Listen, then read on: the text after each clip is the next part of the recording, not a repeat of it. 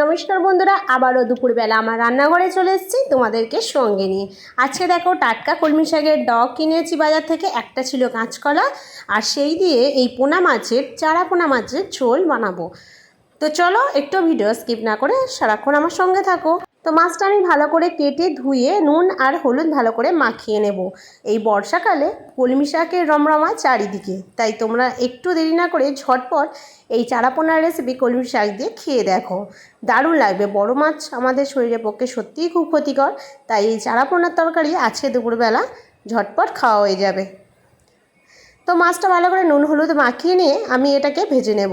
তো দেখতেই পাচ্ছ একদম টাটকা মাছ।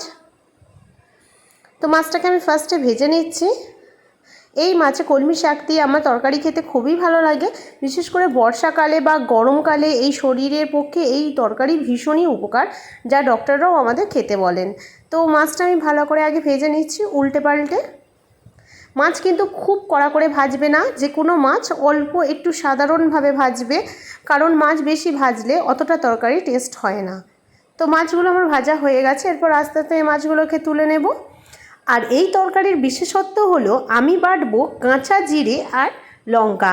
কাঁচা গোটা জিরে আছে, সেটা আমি আগে শিলে বেটে নেব, আর সেই দিয়ে আজকে তরকারিটা হবে। তো তেল আর একটু দিয়ে একটা বড় কুচানো পেঁয়াজ দিয়ে ভালো করে পেঁয়াজটাকে ভেজে নেব। এরপরে আমি একটা আলু লম্বা লম্বা করে কেটে রেখেছিলাম, সেটাও দিয়ে দিচ্ছি, দিয়ে ভালো করে ভেজে নেব। আগে আলুটাকে ভালো করে নাড়াচাড়া দিয়ে ভেজে নিলে তারপরে কাঁচকলাগুলো লম্বা লম্বা করে কেটে রেখেছিলাম। আর হ্যাঁ, কাঁচকলা কেটে দেখো ভালো করে আমি নুন হালকা আর হলুদ গুঁড়ো হালকা আমি লাগিয়ে রেখেছিলাম। তাহলে তরকারিটা কী হবে বলো তো, কালো হয়ে যাবে না। অনেক কালো তরকারি কিন্তু কাঁচকলার কালো হয়ে যায়। এরপর দিয়ে দিয়েছি দুটো কাঁচা লঙ্কা আর একটু নুন দিয়ে ভালো করে নাড়িয়ে ছাড়িয়ে দিয়ে দিলাম হলুদ গুঁড়ো। এরপর দিয়ে দেব আমার বাটা মশলাটা। আমি শিলে বেটেছি, তোমরা চাইলে মিক্সিতে বেটে নিতেই পারো। কাঁচা গোটা জিরের তরকারি ভীষণ সেন্টটা সুন্দর আর খেতে শরীরের ভীষণ উপকারের। তো অবশ্যই তোমরা এইভাবে তরকারি কিন্তু বানাবে, বাড়ির যে কেউ তোমার তরকারি প্রশংসা করবেই।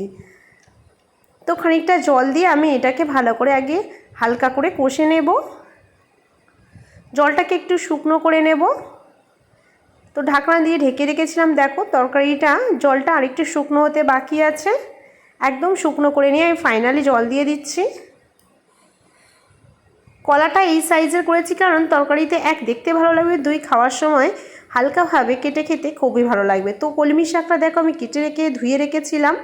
এরপর আমি তরকারি কষার সময় কিন্তু শাকটা দিইনি, আমি জল দিয়ে শাকটা ভালো করে তার উপরে আমি দিয়ে দিলাম।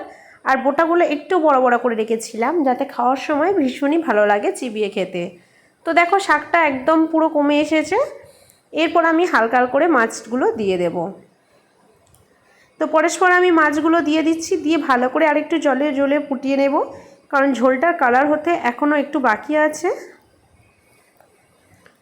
তো আমি ফিরে আসবো 5 মিনিট পর। তো দেখো 5 মিনিট পর ফাইনালি আমার মাছের ঝোল কমপ্লিট।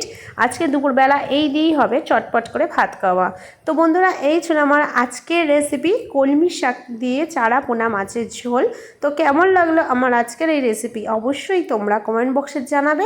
ভিডিওটা ভালো লাগলে প্লিজ একটা লাইক দিয়ে চ্যানেলটা সাবস্ক্রাইব করে আমার পাশে থেকো। তো চলো বন্ধুরা, টাটা, আবার দেখা হবে অন্য কোনো রেসিপির অন্য ভিডিওতে। আর তোমরা কে কোথা থেকে দেখছো সেটা জানাতে আমায় ভুলবে না। তো চলো, টাটা।